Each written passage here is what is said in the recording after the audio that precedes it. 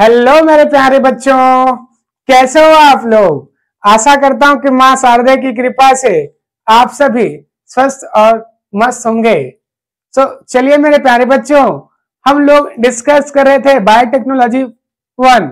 Okay, आगे उसको continue करते हैं मेरे प्यारे बच्चों। आज की क्लास में हम रेस्ट्रिक्शन एंजाइम्स के बारे में पढ़ने वाले हैं। रेस्ट्रिक्शन एंजाइम्स बायोटेक्नोलॉजी का एक टूल्स होता है जिसका उपयोग कटिंग पर्पस के लिए किया जाता है। जी हाँ, किसको कटिंग करने के लिए? डीएनए आरएनए की कटिंग के लिए क्या किया जाता है बच्चों? कट करने के लिए क्या किया जाता है? रेस्ट्रिक्शन एंजाइम्स का यूज किया जाता है।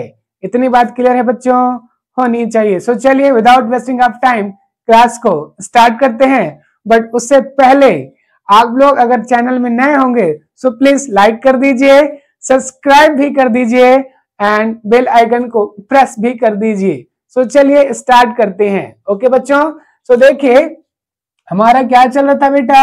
Biotechnology first, it mean chapter number 9 biology class 12 का क्या पढ़ रहे बेटा? Chapter number 9। ओके, आज का टॉपिक क्या है? Restriction enzymes. कौन सा टॉपिक है? Restriction enzymes. इतनी बात क्लियर है बेटा? Restriction enzymes types of enzymes होते हैं।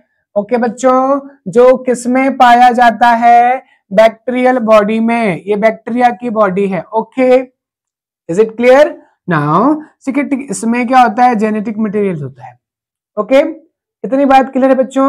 और इसमें कुछ एंजाइम्स भी होते हैं। क्या होते हैं बच्चों? बैक्टीरिया की बॉडी पर कुछ एंजाइम्स भी होते हैं। सपोज अगर इसमें कोई वायरल इंफेक्शन हो सकता है।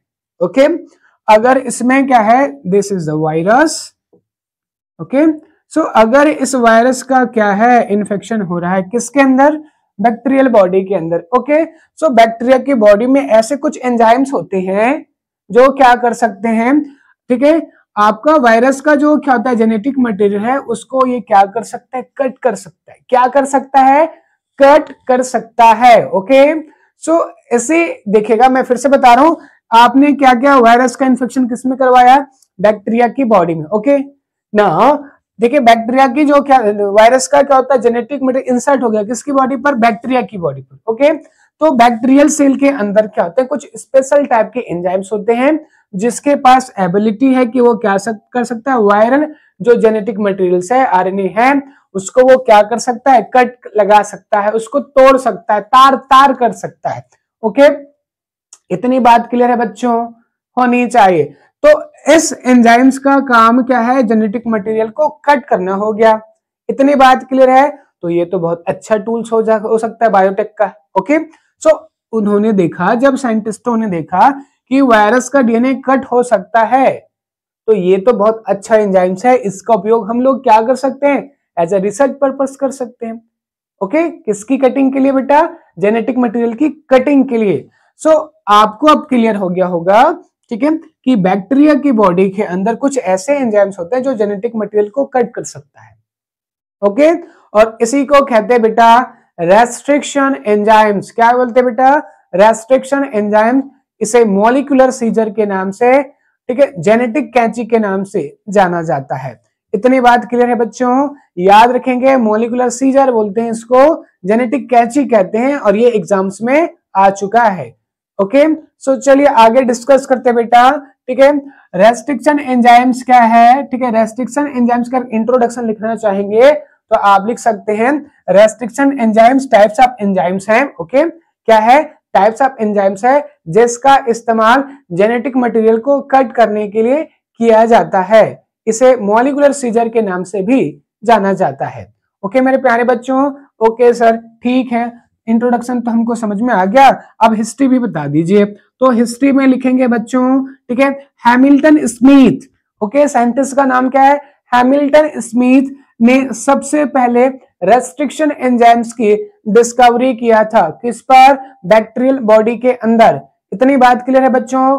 होनी चाहिए। नाम क्या है? हैमिल्टन स्मिथ ने 1970 को क्या किया था?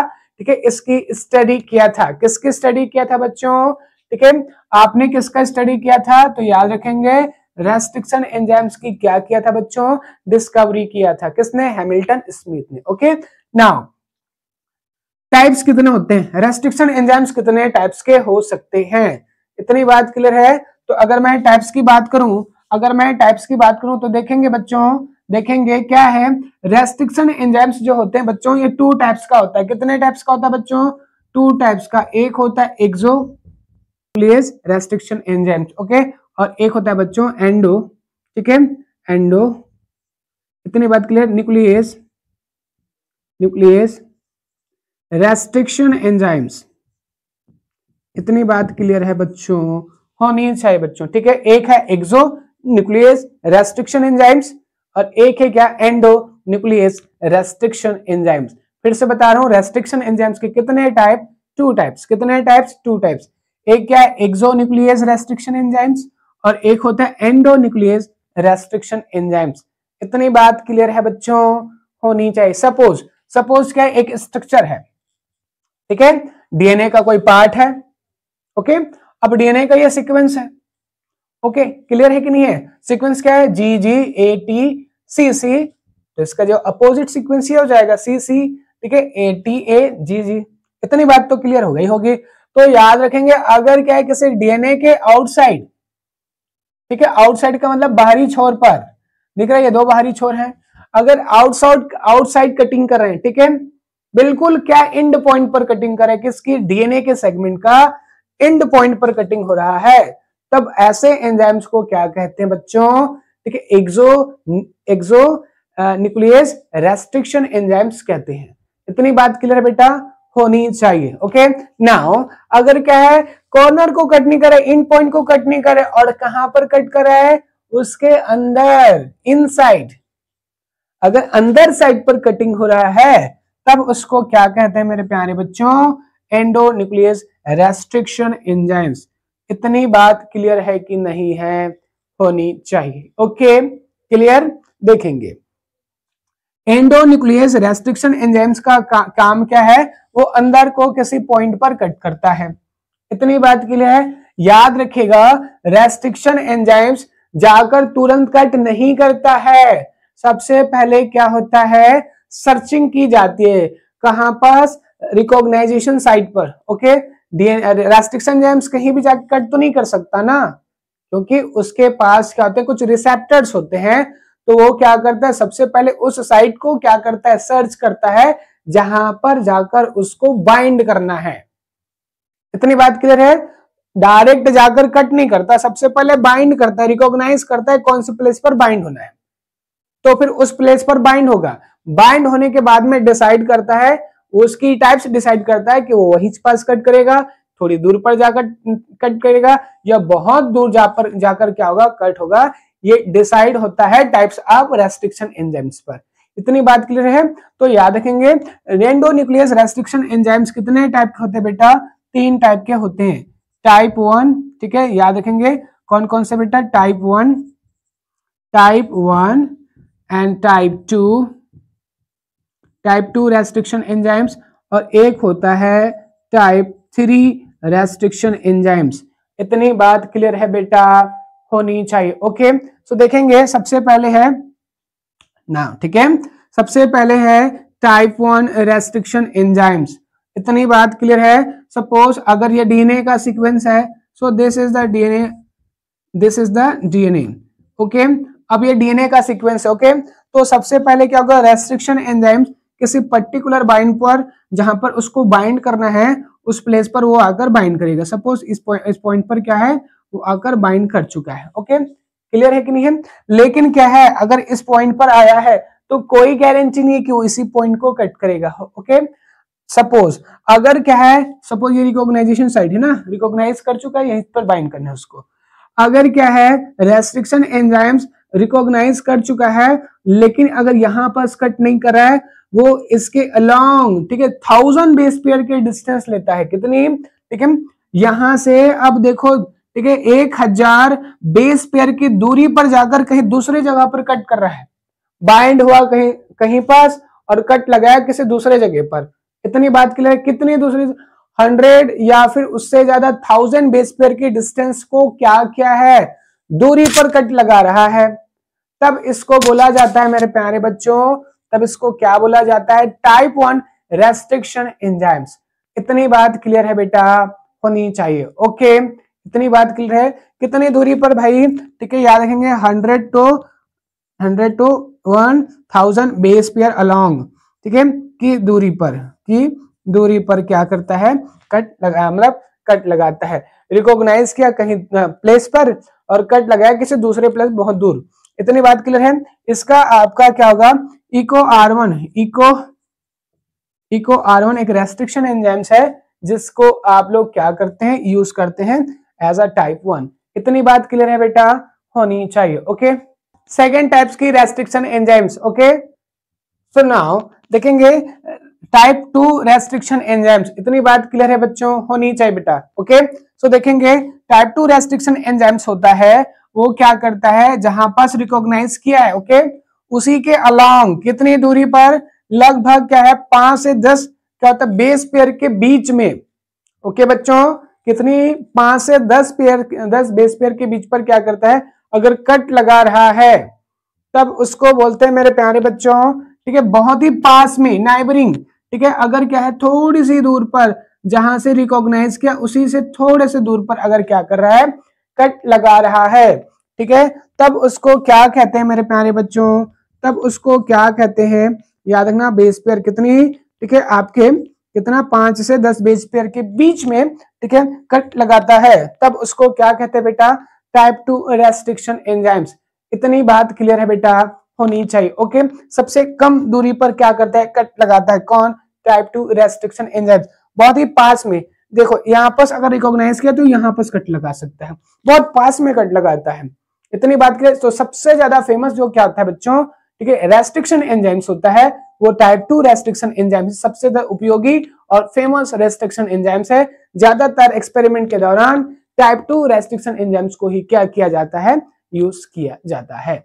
इतनी बात क्लियर है, इतनी बात आपको क्लियर होनी चाहिए। इसका एग्जांपल है मेरे प्यारे बच्चों, ठीक है, आपका इको R1 बाम H2 क्या होता है बेटा, बाम H2, ठीक है, बाम H2, ठीक है, और क्या होता है आपका हिंड 2 भी होता है, क्या होता है बच्चों, हिंड 2।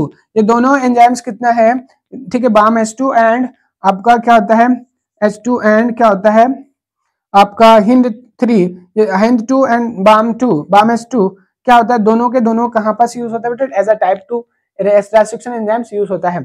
थर्ड क्या है बेटा, थर्ड होता है आपका, ठीक है, जहां पर रिकॉग्नाइज किया उससे थोड़े से दूर पर, ना ही बहुत ज्यादा दूर पर कट लगा रहा है, ना ही कम डिस्टेंस पर कट लगा रहा है।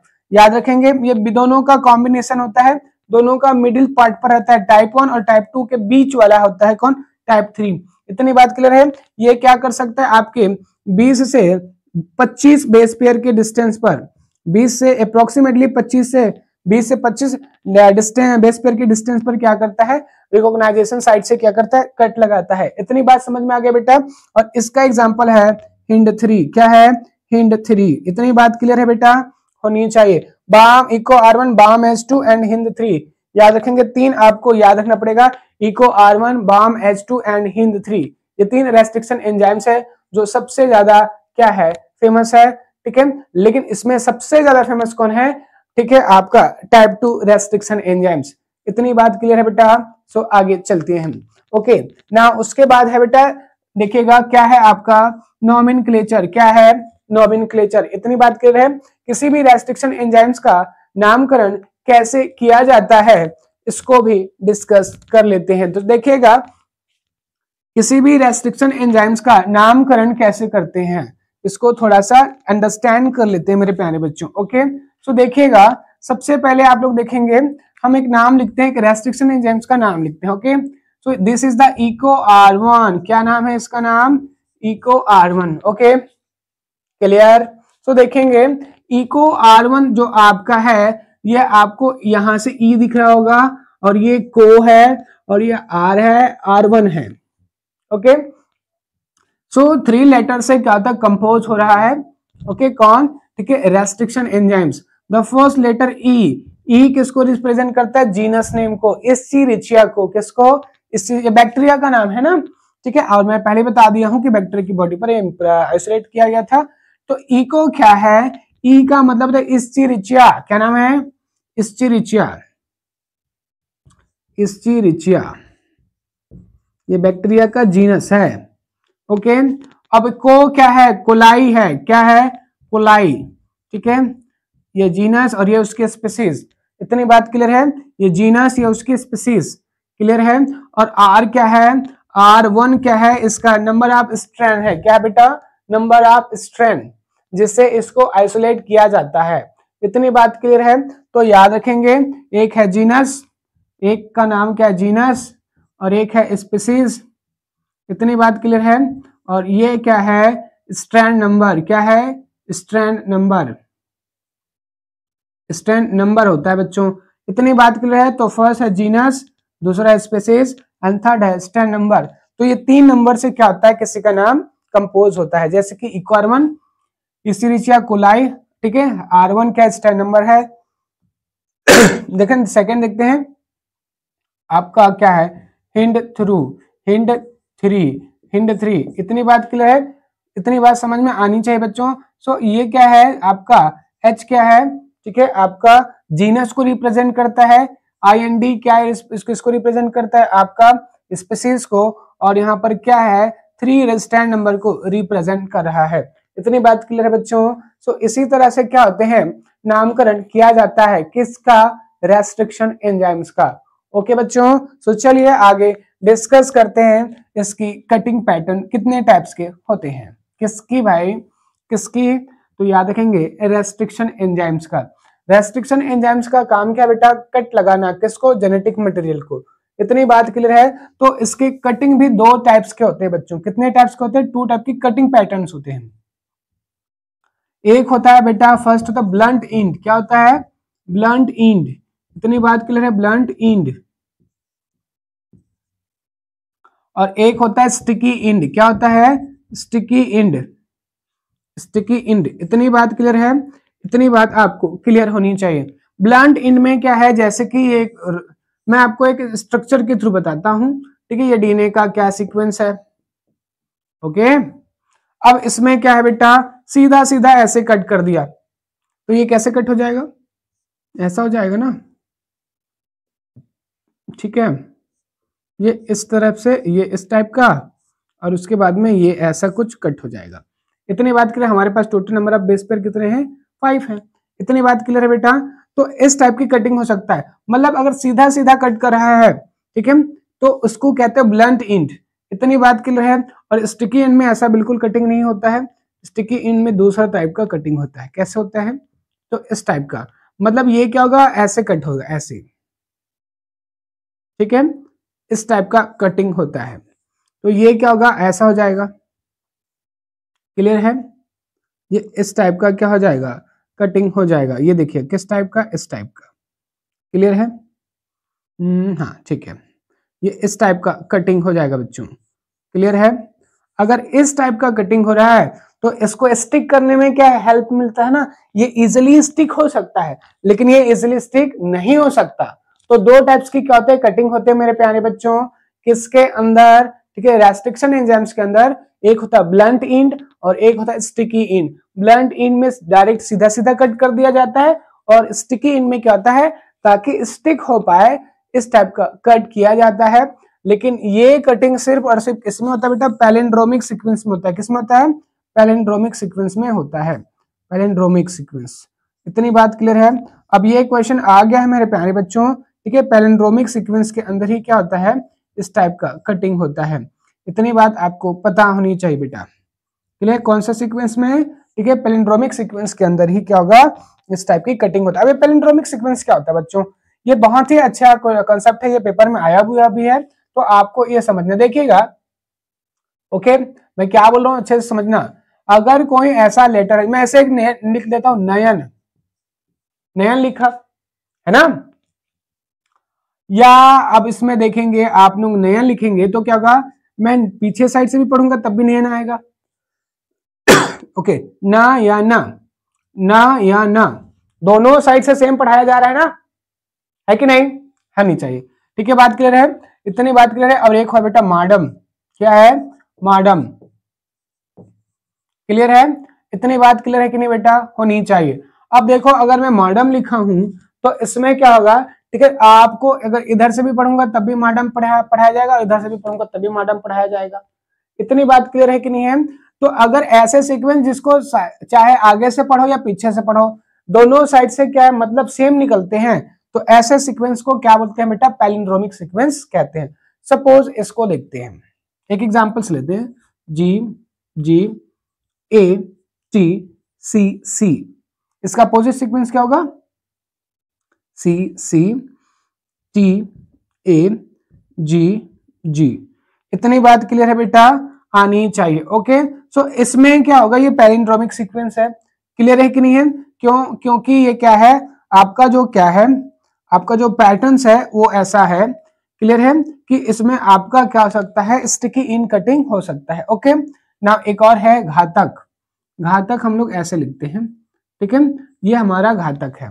ठीक है, दिस इज द घातक, ये हमारा घातक है। ठीक है, हम लोग ऐसे लिखते थे। क्लियर है? GATTC, इतनी बात क्लियर है? तो देखेंगे ये सीक्वेंस है, जस्ट इसका अपोजिट सीक्वेंस इधर है ना? इतनी बात क्लियर है? तो इसका अपोजिट सीक्वेंस क्या हो जाएगा? G के जगह में क्या आएगा? C, A के जगह में क्या आएगा? T, और T के जगह में क्या आएगा? A है कि नहीं? और यहाँ पर क्या आ जाएगा आपका? C के जगह में आएगा G। इतनी बात क्लियर है बेटा? होनी चाहिए। ओके, तो इस टाइप की क्या होते हैं आपका जो इसका होता है स्ट्रक्चर होता है, तो उसमें आपको पैलिंड्रोमिक सीक्वेंस कट करने का मौका मिलता है। सपोज देखिएगा, ये भी एक ऐसा स्ट्रक्चर है जिसमें क्या होता है, दोनों साइड से पढ़ने पर क्या होता है आपको सेम, ऊपर पढ़ो या नीचे पढ़ो प्रोनाउंसिएशन सेम होगा। क्लियर है कि नहीं? जैसे सी आया है तो इधर से भी सी आया है। उसके बाद क्या है? टी यहाँ पर आया तो यहाँ पर भी टी आया है, यहाँ पर ए है तो यहाँ पर भी ए है, यहाँ पर जी है तो यहाँ पर भी जी है। तो ये सेम टाइप का है कि नहीं? ऊपर से पढ़ो या नीचे से पढ़ो, आमने से पढ़ो या सामने से पढ़ो, दोनों साइड से क्या होता है सेम पढ़ाया जाता है, तब इसको क्या कहते हैं? पैलिंड्रोमिक सीक्वेंस कहते हैं। ओके, नाउ इसमें जब भी कटिंग होगा तो कैसे कटिंग होगा? ये देखिएगा, ये ऐसा कट हो गया। क्लियर है? और ये ऐसा नहीं होगा, यहां तक बस जाएगा, ऐसा यहां तक चला गया। और दूसरा कटिंग होगा तो इस टाइप की कटिंग होगा। क्लियर है? तो इस टाइप की कटिंग होगा तो कट करने पर कैसे होगा? G C C T A और ये हो जाएगा G। इतनी बात क्लियर है बेटा? होनी चाहिए। और दूसरा जो कटिंग होगा वो कैसा होगा? क्लियर है? दूसरा जो कटिंग होगा वो कैसा होगा? ठीक है, G A T C C और क्या हो जाएगा आपका? G। तो इस टाइप का और कटिंग हो सकता है। इतनी बात क्लियर है? अब ये दोनों ज्वाइंट होने में इजीली हो जाएगा, इजीली ज्वाइंट हो सकता है। तो इस टाइप की कटिंग होता है बच्चों, तब उसको क्या कहते हैं? स्टिकी एंड्स बोला जाता है। स्टिकी एंड्स सिर्फ और सिर्फ पैलिंड्रोमिक सीक्वेंस में ही कट होता है। इतनी बात समझ में आ गया बच्चों? सो आपको इतनी बात समझ में आनी चाहिए। लास्टली हम जब क्या देख सकते हैं? फंक्शन। लास्टली हम लोग क्या देख सकते हैं? फंक्शन। तो याद रखेंगे, ठीक है, जेनेटिक मटेरियल को कट करने के लिए जिस एंजाइम्स का यूज किया जाता है उसको क्या कहते हैं बेटा? रेस्ट्रिक्शन एंजाइम्स कहते हैं। ये बायोटेक्नोलॉजी की सबसे बेस्ट टूल्स में से एक है। इतनी बात क्लियर है? जिसका इस्तेमाल कट करने के लिए, जेनेटिक मटेरियल को कट करने के लिए किया जाता है। इतनी बात क्लियर है बेटा? इसलिए इसको मॉलिक्यूलर सीजर के नाम से भी जाना जाता है। ओके, सो आज की क्लास में हमने क्या क्या पढ़ा? हमने देखा रेस्ट्रिक्शन एंजाइम्स का introduction, history, types, nomenclature, cutting pattern and function. अगर आपके बोर्ड एग्जाम्स में रेस्ट्रिक्शन एंजाइम से रिलेटेड क्वेश्चन आते हैं तो अगर मैंने आज जितनी भी बातें बताया है उसको अगर अच्छे से लिख सकते हैं तो डेफिनेटली आपको फुल मार्क्स मिलने के पूरी चांसेस है मेरे प्यारे बच्चों। सो आज की क्लास में इतना ही। ठीक है, अगर आपको अच्छा लगा video so please like this and subscribe now.